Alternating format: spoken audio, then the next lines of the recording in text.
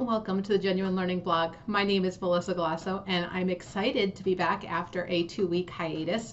GLS was closed for 2 weeks so that my family and our employees could take off 2 weeks this summer to be with their families. So super excited to have that opportunity to take some time off, but we've come back, and as a special treat for letting us have that time off, we're going to do 2 exposure drafts today instead of just 1. All right, so it's a 2-for-1 special today as we are going to cover 2 exposure drafts that GASB has issued. The first one is the new Omnibus, and the second one is 457 plan. So let's take a look in. So let's start off with the Omnibus. So the Omnibus is really being issued.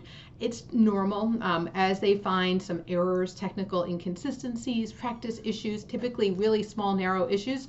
They issue an omnibus, and they don't want to do it for every little one, so they wait till they have enough items. The goal here to improve consistency and allow people to be able to use the code correctly.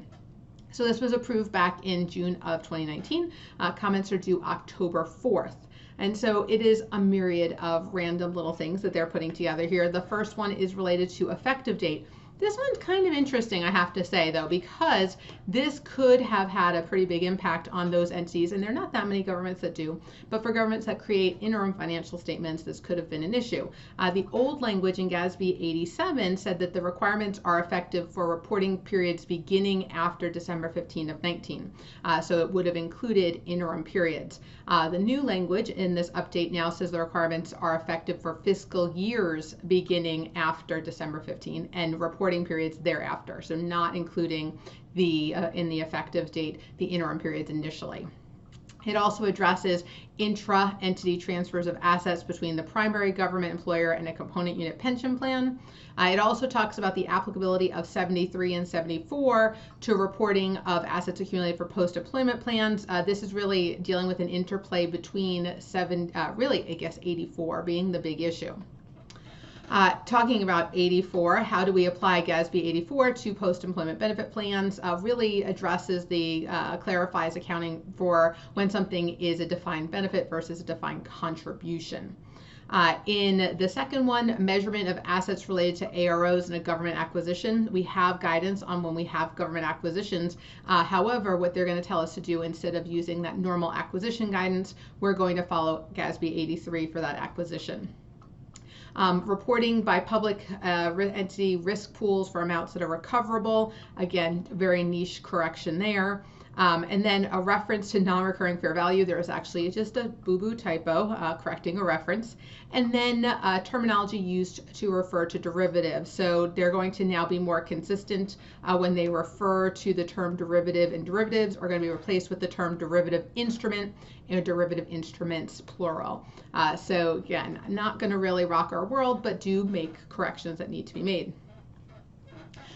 Second exposure draft issued, also approved on June 24th, was related to 457 plans. So in IRS or IRC section, Internal Revenue Code section 457 plans, these are deferred comp plans. And the interesting part about these is that when they initially wrote the guidance for 457 plans, they scoped them out of pensions, and they said that they were different than pensions. And so this is really trying to bring more comparability to those pensions, or those 457 plans that really act like a pension. And so when they went through their pre-agenda research, what they found was that some employers do make contributions to 457 plans that are similar to the arrangements that you would have for a pension. And so now they're going to really look at if you are going to be making these contributions as part of the 457 plan, do they meet the definition of a pension plan? And if they do, they're going to give us some new guidance here.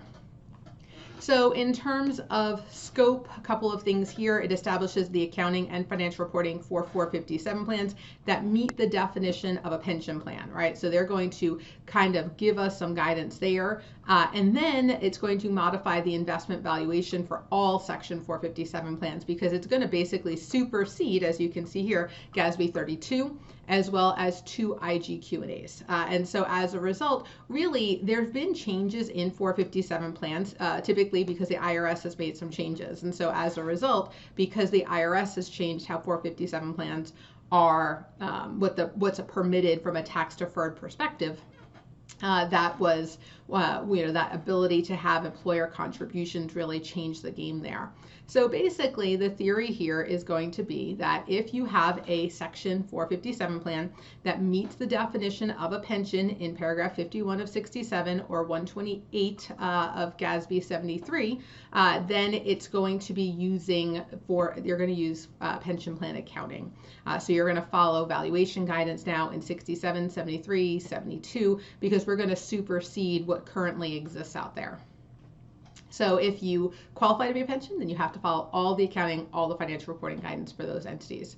So they do give an example here. So if you meet the definition of a pension plan and you're reported as a fiduciary activity and you're administered through a trust, then you're going to apply GASB 67 to those items. And so again, trying to be a little bit more consistent here in those treatments. So initially they scoped them out through the implementation guide. Now that they really looked at what's going on with 457 plans today, they decided to bring them back in. In terms of the proposed effective date, it would be for fiscal years beginning after December 15 of 2020, and it is retrospective application to the extent practical. If it's not, you would just adjust the earliest period presented. So that would be the ideal goal there.